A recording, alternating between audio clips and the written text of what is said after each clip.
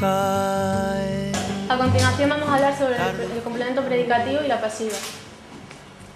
El complemento predicativo se puede reconocer poniendo en plural el adjetivo y preguntando cómo el verbo. Entonces, en este ejemplo sería: ellos se ven guapos con esos pelos. El complemento predicativo sería guapos.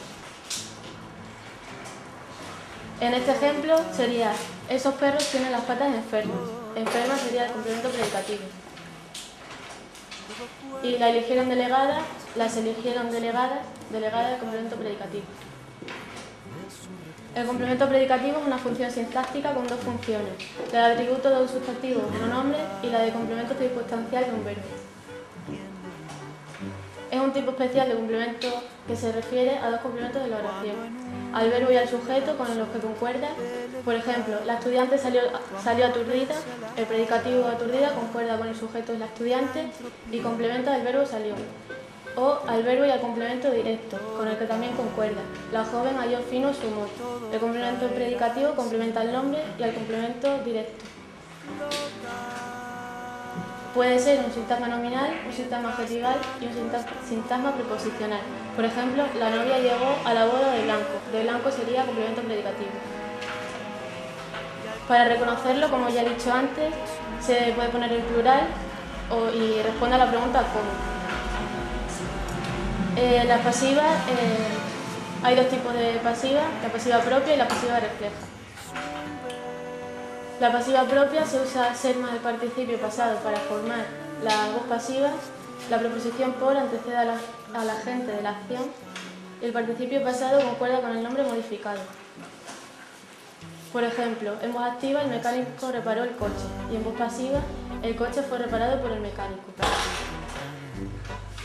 En voz activa Jaime escribió la carta y en voz pasiva la carta fue escrita por Jaime. No se usa la voz pasiva con los verbos de percepción o emoción, un tiempo progresivo, un complemento de objeto indirecto. Si el verbo principal es uno de percepción o emoción, generalmente no se estructura la voz pasiva con el verbo ser. Ejemplos de verbos de este tipo son escuchar, odiar, oír, querer, sentir, temer y ver. La voz pasiva con el verbo ser no se emplea en construcción que usa un tiempo progresivo. Cuando hay un objeto indirecto no se puede formar la voz pasiva con ser.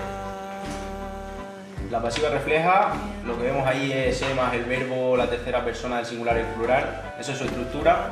La voz pasiva refleja se usa para expresar aquellas acciones en que no hay un agente específico. Como por ejemplo, se habla español o se vende en bicicleta.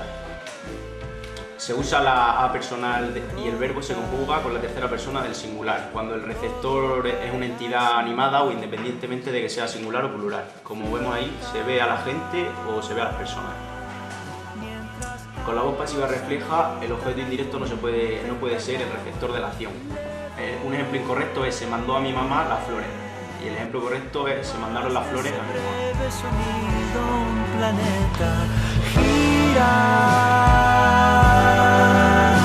Y una planta respira y el aire caliente sube.